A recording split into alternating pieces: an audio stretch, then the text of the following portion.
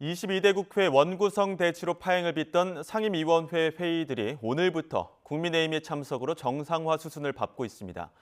하지만 여야는 주요 쟁점 현안을 두고 치열한 공방을 벌일 것으로 보이는데요. 국회 취재기자 연결해 자세히 알아보겠습니다. 정인용 기자. 네, 국회입니다. 네, 오늘 열리는 상임위 그리고 주요 현안들 어떤 게 있는지 자세히 전해주시죠. 네, 오늘부터 여야 모두가 참석하는 상임위원회가 본격적으로 가동됩니다. 우선 법제사법위원회가 공영방송 이사진을 외부에 개방하는 내용의 방송 3법 등 국회 과학기술정보방송통신위원회 소관 법안을 심사하기 위해 전체 회의를 열었습니다.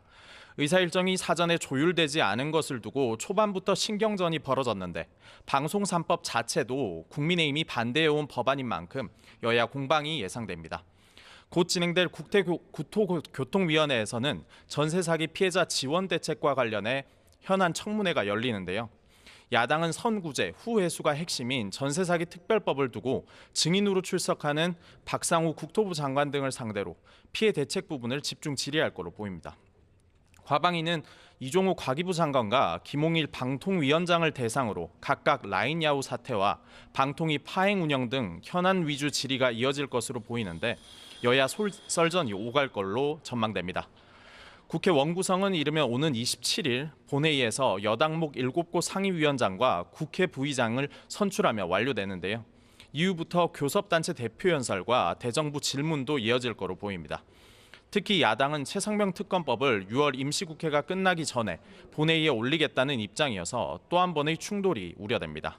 구체적으로 다음 달 첫째 주 본회의가 열릴 것으로 보이는데 국민의힘은 국회 의사 일정을 일방적으로 운영하고 있다고 반발하고 있습니다. 차례로 들어보겠습니다.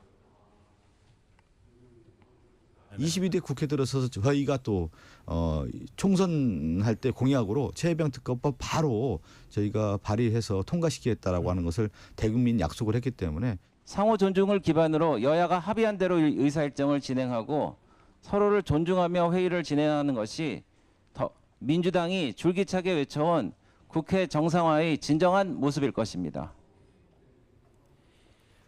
네, 국민의힘 당권 경쟁 소식도 알아보겠습니다. 한동훈 전 비대위원장을 겨냥한 견제는 계속되고 있죠. 네, 한동훈 전 위원장이 윤석열 대통령에게 당대표 출마를 알릴 때 10초간 통화했다는 보도를 두고 당권 주자들이 불화설을 띄운 건데요. 한 전 비상대책위원장은 방송 인터뷰에서 대화하는데 10초로 되겠냐며 이 같은 주장은 낭설이라고 일축했습니다.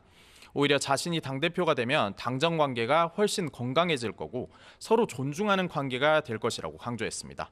초반 당권 경쟁을 두고 평가는 엇갈리고 있는데요.